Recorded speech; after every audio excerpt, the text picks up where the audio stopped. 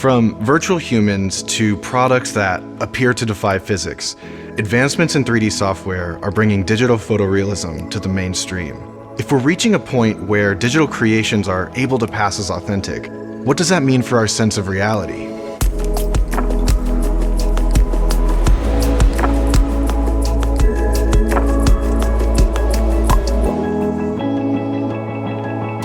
The rise of 3D as a creative paradigm is bringing with it some big changes.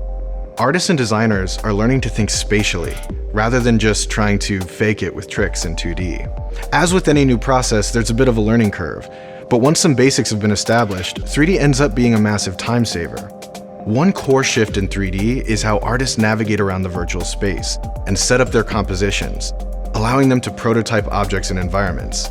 In this sense, they're not just artists. They're also the director, cinematographer, set designer, and photographer within the virtual scene.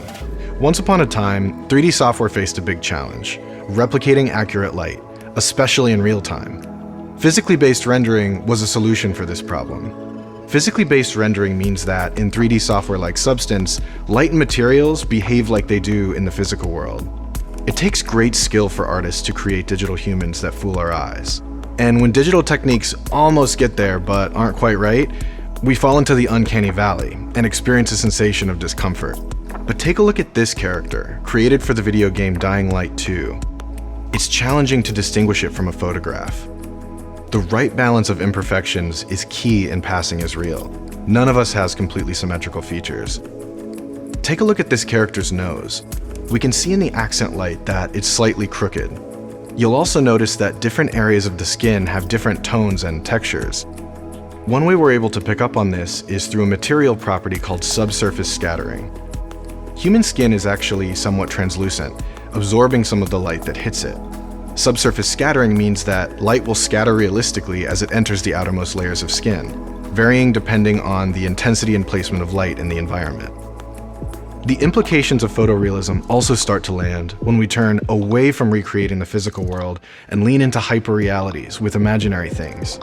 Take a look at this mushroom by Matti Taslaudi. It doesn't necessarily look like something we'd encounter in the wild, but it still looks lifelike. The power of subsurface scattering is evident here, bringing the imaginary to life by emulating how light from the physical world would interact with the mushroom, especially in its outer layers. These technologies, which originated from VFX and gaming, are now being applied to completely different industries and use cases. Photorealism is also impacting product design, marketing, and e-commerce in profound ways.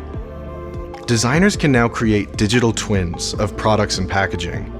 These not only look the same as their physical counterparts, they even have all the material attributes. With the rise of e-commerce, consumers can configure products in real time, or designers can test out how they'll appear in various types of lighting and environments. Texturing is an important way that 3D objects can be made to look exactly like their real-world counterparts.